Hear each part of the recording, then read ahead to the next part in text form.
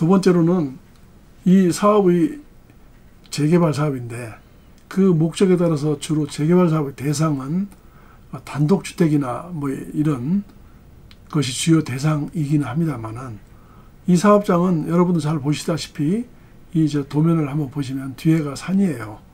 산자락에 깔려 있어 아주 상당히 조용하면서 아늑한 임산 매수의 그런 형상이기는 한데 일반 주거지역이에요. 보니까 대부분이. 이 사업을 하려고 하면은 정비계획을 통해서 종상향이 이루어지게 되겠다라고 하는 생각이 들고요. 일반 주거지역이기 때문에 당연히 뭐 공동주택이 아파트가 많지는 않습니다만 아파트가 한 동이 있고 그다음에 대부분이 다세대나 연립주택으로 많이 구성이 되어 있어요. 거의 한 70% 정도가. 그래서 향후에 단독주택하고 공동주택의 감정평가 부분을 어떻게 잘 정리를 해야 될 것인가 라고 하는 문제가 사실은 주요 관심사로 떠오르고 있습니다만은 그 부분도 여러분들이 여러와 같은 희망에 의해 잘 정리되지 않을까 이렇게 생각합니다.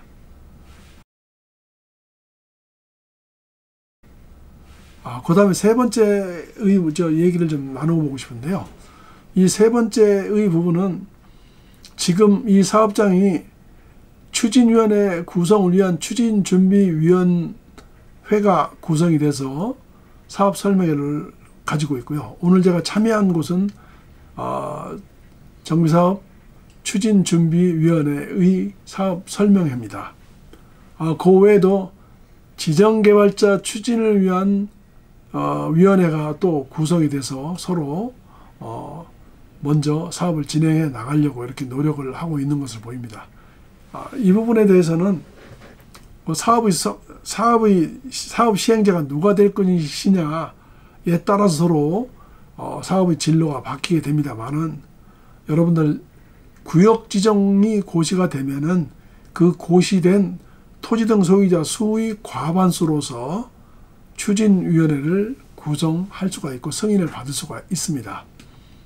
다만 단독 시행자인 사업 시행자인 지정개발자를 신탁회사로 하는 경우에는 우리 법 27조 1항 3호에 보면은 조합 설립에 준하는 이상가는 동의를 받도록 되어 있어요. 그래서 여러분 잘 아다시피 재개발은 4분의 3 수의 면적의 2분의 1 이렇게 되어 있는데 당연히 추진위원회 구성이 더 빠르지 않겠습니까?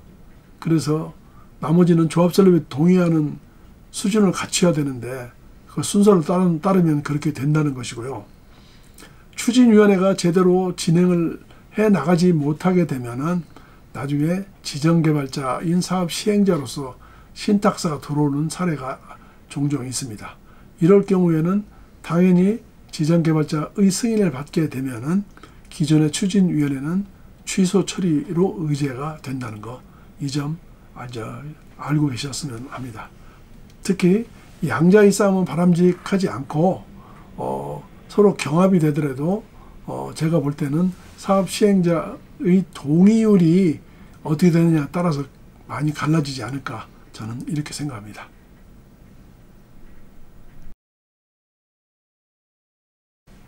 여러분, 정비 기본계획 속에 포함되지 않으면 정비 계획을 변경을 해서 추가로 또는 신설로 정비 예정구역을 집어넣어야지만 사업 시행이 된다라고 하는 것이 안양시의 정비 기본계획의 틀입니다.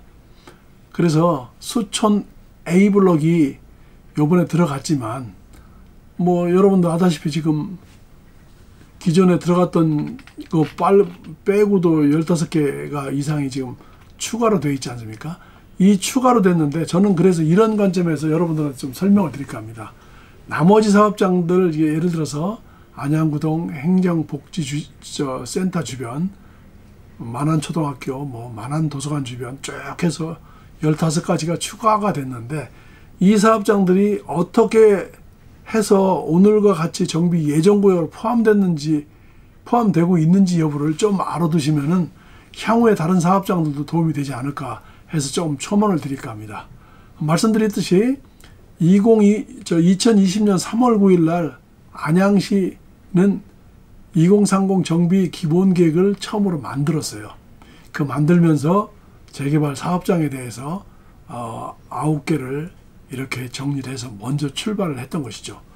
이렇게 출발했던 것은 노후 분량하고 기타 재개발의 구역지정 정비 계획 요건을 충족하는 현장부터 먼저 1단계로 집어넣어놓고 그 다음부터 또 기다리고 있다가 여러분들과 같이 15개를 추가로 하게 된 것입니다. 그래서 먼저 정비 예정구역으로 고시된 것은 빼놓고 지금 현재 여러분들 15개가 어떻게 진행됐는지 간략하게 설명드리면, 수촌 A블록의 진행상을 알게 되면은 나머지 15개 여러분들의 구역도 여러분들이 모르는 사이에 진행됐던 과정들을 알려드리고, 온고이지신이라고 했지 않습니까? 지나온 발자취를 알게 되면 또 그 뒤를 따라오는 사람들도 알게 될 테니까.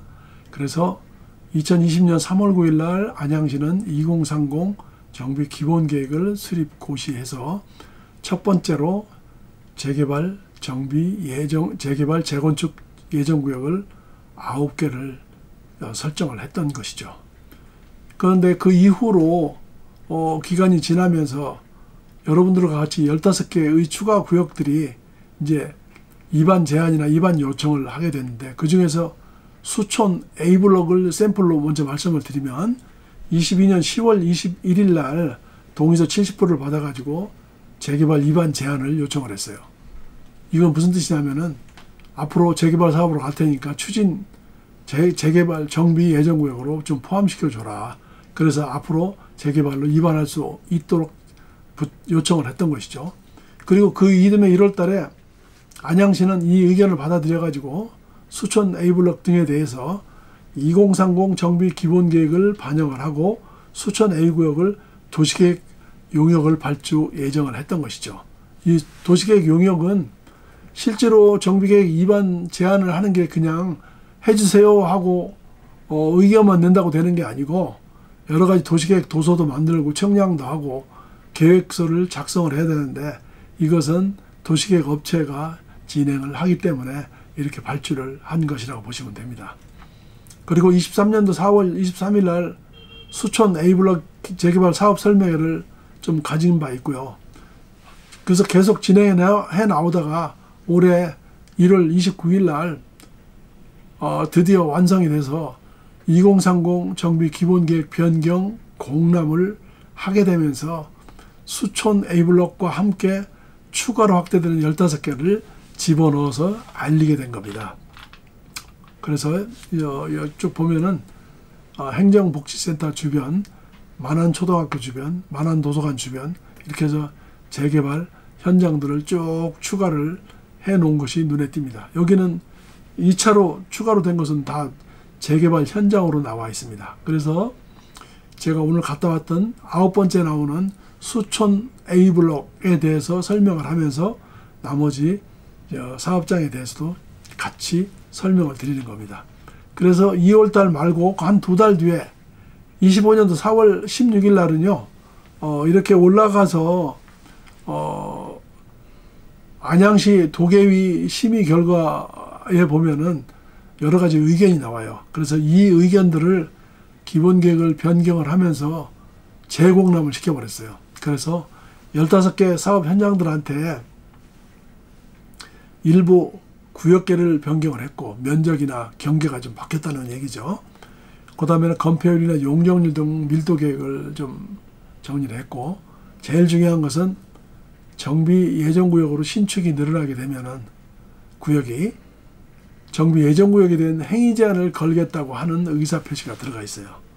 뒤에 가서 좀 설명을 드리겠지만, 이 행위 제한은 신축 주객이나 이렇게 되면은 이게 충분히 정비 계획으로 진행된다 라고 생각했을 때 사람들은 그 일반 건축물을 부시고 다세대나 연립주택을 짓는지 신축을 짓게 되든지, 우리는 이걸 신축 주객이라 합니다만은, 나머지는 또 토지를 분할하거나 이렇게 해서 토지하고 주택을 분할해 가지고 주택의 수를 늘리게 되니까 그런 행위를 하지 못하도록 하는 정비 예정구역을 해야 되겠다고 하는 의견을 담은 것이 재공람의 취지입니다. 그리고 이거 끝나고 나서 이제 오는 6월 달에 2030 정비 기본계획이 변경이 고시가 돼서 확정이 될 것으로 보입니다. 이렇게 되면 여러분들이 사업장, 특히 오늘 갔다 온 수촌 A블록의 경우도 여기에 맞춰서 재개발 정비 예정 구역이라고 이제 바뀌게 되겠죠. 지금은 가칭 수촌 A 마을 재개발 이렇게 써놨는데 이제 그 정비 예정 구역의 사업명이 바뀌게 되고 정리가 될 겁니다. 확정일 즉시 행위 제한을 건다라고 말씀을 드렸죠. 그래서 24개 정비 예정 구역에 대해서는 행위 제한을 할 생각이다 라고 얘기를 기본 글씨에 나와 있고, 그 내용에 보면은 건축물이 건축이나 토지의 분할, 그 다음에 일반 건축물을 집합건물법으로 전환하고, 그러니까 다세대를 다가가거나 이렇게 전환한다는 거예요.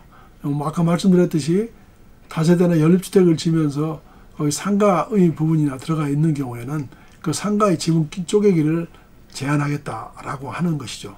그 다음에 또 한 가지는 건축물 대장 중에서 집합건물 대장의 전유 부분을 분할하는 것. 이게 상가를 쪼개는 것이고, 아까 저 세 번째 집합건물로의 전환은 뭐냐면은 구분 소유로 되어 있지 않고 공유로 되어 있던 것들을 각각을 쪼개가지고 소유권을 나누겠다라는 것입니다. 그래서 이제 6월 달에 2030 정비 기본계획 변경이 확정이 되면은 그 고시일 즉시부터 3년으로 제한을 하게 되고 1년에 한해서 또 연장을 해서 총 4년까지 연장을 할 수 있다. 이렇게 보시면 됩니다.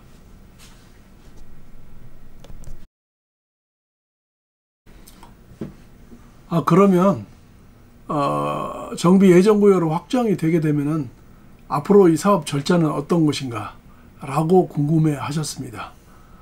그 답을 말씀드리면은 정비 예정구역에서 예정자를 떨어내고 정비구역으로 지정하는 것이 지금의 그 목적입니다. 근데 여러분도 아다시피 작년 12월 3일 날 도정법이 개정되면서 패스트 트랙이라고 그래가지고 여기 저 표를 보시면 그동안에는 정비구역 지정 내지는 조합 설립 때까지 사실은 추진위원회가 구성이 어려웠는데, 법이 바뀌면서 정비 예정구역이 지정이 되고 나서 정비구역으로 가는 단계에서 미리 추진위원회를 구성할 수 있도록 앞당겨 놨다는 것이죠. 그러니까 여러분들한테는 6월 4일부터 혜택을 받게 되니까 지금 정비 예정구역이 6월 한 중순에 된다고 가정을 할 때 여러분들이 열심히 하시면 7월 달에는 추진위원회를 구성을 해서 진행을 하게 되면 훨씬 빠르게 된다라는 것이고, 그리고 열심히 하시면은 구역 지정 되기 전까지 조합 설립에 대한 동의를 거둬놨다가 구역 지정 되자마자 조합 설립을 빨리 서두르면 내년 정도에도 조합 설립을 받을 수 있지 않나, 여러분들은 이렇게 보시면 됩니다. 이렇게 정비 예정구역이 확정이 되고 나면은 그 다음에는 무엇을 할 것인가 라고 하는 질문까지는 돌아오지 않았습니다만은, 제가 여러분들의 이해를 위해서 먼저 정비 예정구역이 되어야지만 그 다음 단계로 소유자들이 우리 정비계획 세워주세요 라고 하는 정비계획의 입안을 제안하거나 또는 요청을 할 수 있다는 것이죠. 그래서 정비계획 입안을 제안할 때는 토지등 소유자가 할 수 있었는데, 이번에 법이 바뀌게 됐으니까 구역정 전에도 추진위원회까지도 같이 할 수 있다. 여러분 아까 설명했죠. 그래서 토지등 소유자나 또는 미리 추진위원회를 먼저 구성을 해버리면 토지등 소유자의 60% 또는 토지면적의 2분의 1의 동의를 받아야지만 입안 제한이 가능하고, 입안 제한을 안양시에다 하면은 안양시는 60일 이내에 반영을 할 건가 말 건가를 통보를 해주게 됩니다.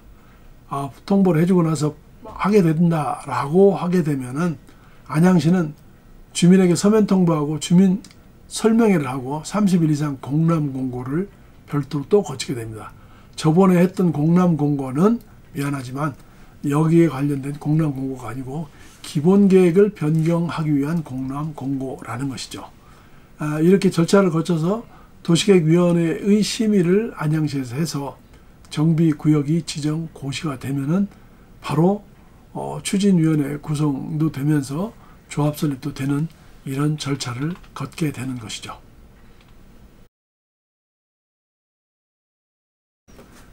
기본적으로 여기는 투기과열지구가 아닌 일반 지역이긴 하지만 먼저 정비예정구역, 그 다음에 정비구역, 그 다음에 추진위원회, 그 다음에 조합의 인가를 받게 되는 절차를 거치게 된다는 것이죠. 그런데 주의하게 될 것은 우리 그 도시정비법 39조에서는요, 조합원의 자격이라고 하는 조문을 둬가지고 정비사업의 그 조합원의 경우에는 재개발은 그 구역 안에 있는 모든 토지 등 소유자가 조합원이라고 규정하고 있습니다. 그런데 하나를 갖고 있는 사람도 있고 같이 하나를 공유하고 있는 경우도 있고 부모 자식 간에 또 한 세대가 여러 주택을 갖고 있는 경우도 있고 또 한 사람이 다주택을 갖고 있는 경우도 이렇게 있다는 것이죠. 그래서 도정법에서는 특히 재개발 사업의 경우에 지금 하나를 여럿이 공유하고 있거나 부모 또는 자식 간에 1세대가 포함되어 있는데 세대별로 구성원이 하나씩 갖고 있어서 여러 주택을 갖고 있다든지 또는 한 사람이 여러 주택을 갖고 있을 경우에는 이것은 그 대표자를 선정해서 한 사람을 조합원으로 보고 그 한 사람한테 분양 신청을 해서 그 사람이 분양 신청을 해서 공급을 받도록 결국은 하나를 주겠다라는 것이죠. 그 중에서 특히 주의할 것은 뭐 공유나 1세대의 경우도 물론 중요하긴 하겠습니다만은 조합 설립 인가를 받고 나서 서너 다주택자 내가 3개의 주택을 갖고 있었다고 할 때 2개 팔고 하나를 갖고 싶다라고 해서 매매하는 경우에는 그 주택을 두 개의 주택을 매매를 했는데 그 사람한테 단독적인 조합원의 자격이 안 간다는 거죠. 그래서 3주택 또는 2주택을 갖고 있는 경우에는 조합 설립 인가 전에 미리 매매할 것을 매매하고 자기는 하나만 갖고 있어야 된다라는 겁니다. 물론 사업이 너무 잘 돼서 투기과열지구로 지정이 됐을 경우에는 이 나머지 한 사람도 갖고 있다가 재개발의 경우에는 관리처분 인가 이전에는 갖고 있다가 이후에는 그것도 제대로 다른 사람한테 매매가 불가능하다는 것이죠. 물론 예외 조항은 좀 있습니다만은 이러한 위험의 준비를 여러분들이 하셔야 된다. 이렇게 말씀을 드리고 싶고요. 그리고 조합원이 자격에 대해서 굉장히 관심이 많으세요. 그런데 이 도정법 39조에서 규정을 하고 있지만 여기에 못지않게 안양시 도시정비 조례에서 주택 공급에 관한 기준들을 정하고 있어요. 그러니까 여러분들은 안양시 도시정비 조례 29조를 통해서 재개발 사업의 분양 대상을 검토하셔야 될 것으로 봅니다. 자, 끝으로 여러분들 좀 드릴 말씀이 있는 게 지금은 제가 한 하루 전에 통보를 받았어요. 그래서 사업 설명회에서 주민들한테 좀 설명을 해달라고 했습니다만은 여러분도 아다시피 지금 24개의 사업장들이 출발을 하고 있습니다. 그 중에서도 6월 달에 출발하는 사업장들이 15개가 되는데 좀 시간을 주셔서 여러분들이 저희들한테 요청을 해주시면은 사업장별로 자세히 분석을 해서 필요한 사업장들은 설명회를 하도록 최선을 다하겠습니다. 저는 법무사 법인 기린의 전영기 대표고 이쪽 정비사업만 26년 이상을 했습니다. 또한 도시개발 신문에서 유튜브를 찍고 또 전영교의 재건축 재개발 TV를 운영을 하고 있습니다.